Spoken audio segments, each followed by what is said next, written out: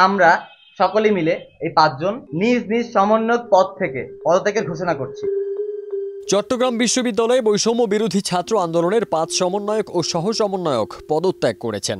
গত ১৬ আগস্ট বিকেল ৫টায় চট্টগ্রাম বিশ্ববিদ্যালয় সাংবাদিক সমিতির কার্যালয়ে অনুষ্ঠিত এক সংবাদ সম্মেলনে তারা আনুষ্ঠানিক পদত্যাগ ঘোষণা করেন।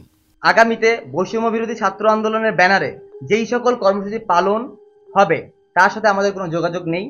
সাধারণ শিক্ষার্থীদের পক্ষে আমরা সবসময় ছিলাম এবং আগামীতেও থাকব। পদত্যাগকারীরা হলেন সমন্বয়ক সুমাইয়া শিকদার এবং ৪ জন সহ সমন্বয়ক আল মাসনুন, ধ্রুব বড়ুয়া, ঈশা দে ও সাইদুজ্জামান রেদওয়ান। সংবাদ সম্মেলনে তারা বলেন, বৈষম্য বিরোধী ছাত্র আন্দোলন একটি সফল গণঅভ্যুত্থানের নেতৃত্ব স্বৈরাচারের পতন করলেও পরবর্তীতে নানা ধরনের সমন্বয়হীনতা চোখে পড়ে। মূলত সাধারণ শিক্ষার্থীদের কাছে সমন্বয়করা জবাবদিহিতা করেন না এবং নানা ধরনের সাফাই দিচ্ছেন, যা অনেকাংশেই একপাক্ষিক। পদত্যাগের লিখিত বক্তব্যে সমন্বয়করা আরও বলেন, প্রক্টর ও প্রভোস্টদের পদত্যাগের যৌক্তিকতা নিয়ে নানা বিতর্ক উঠলে আমরা তাদের পদত্যাগ চেয়েছি, কিন্তু সেটা ধাপে ধাপে।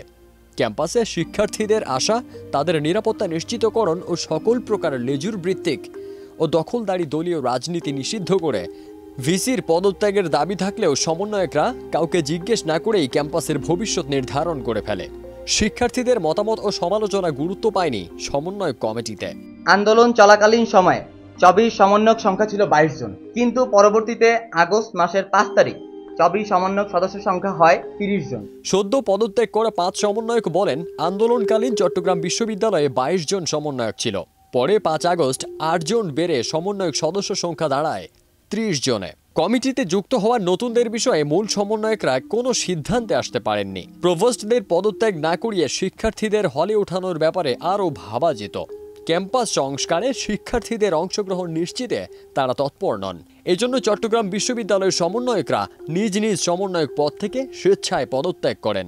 এদিকে আগামীতে বৈষম্য বিরোধী ছাত্র আন্দোলনের ব্যানারে কোনো কর্মসূচিতেও সমন্বয়করা থাকবেন না বলে সাফ জানিয়ে দিয়েছেন।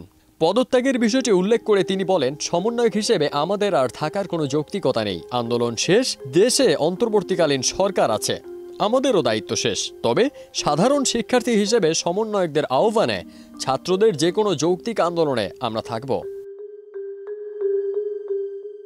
এ বিষয়ে কেন্দ্রীয় সহ সমন্বয়ক খান তালাত মাহমুদ রাফি বলেন, আমরা সকল সিদ্ধান্ত শিক্ষার্থীদের মতামতের উপর ভিত্তি করে নিয়ে এসেছি, এখনও নিচ্ছি। এখানে সবকিছুই পরিষ্কার। কেউ ব্যক্তিগতভাবে অপারগতা প্রকাশ করে পদত্যাগ করলে আমরা জোর করতে পারি না। সমন্বয় কমিটিতে অনেকেই নিরাপত্তার জন্য আসতে চায়নি বলে কমিটি দিয়েও আমরা তা বিলুপ্ত করতে বাধ্য হয়েছি। যারা সাহস দেখিয়ে এগিয়ে এসেছে তাদের নিয়ে বর্তমান সমন্বয় কমিটি। এটা নিয়ে কোনো বিতর্ক থাকার কথা নয়। আমাদের বিপ্লব চলমান। সাধারণ শিক্ষার্থীদের যৌক্তিক দাবি আদায়ে কেউ বিরোধিতা করলে আমরা মোকাবিলা করতে প্রস্তুত। প্রসঙ্গত, গত ৩০ জুলাই ২২ সদস্য নিয়ে চট্টগ্রাম বিশ্ববিদ্যালয়ের সমন্বয় কমিটি ঘোষণা করে পরবর্তী সময়ে নিরাপত্তাজনিত কারণে তা বাতিল ঘোষণা করেন কেন্দ্রীয় সমন্বয়ক মোহাম্মদ রাসেল আহমেদ। এরপর ৫ আগস্ট ৩০ জনকে সদস্য করে পুনরায় সমন্বয় কমিটি ঘোষণা করা হয়।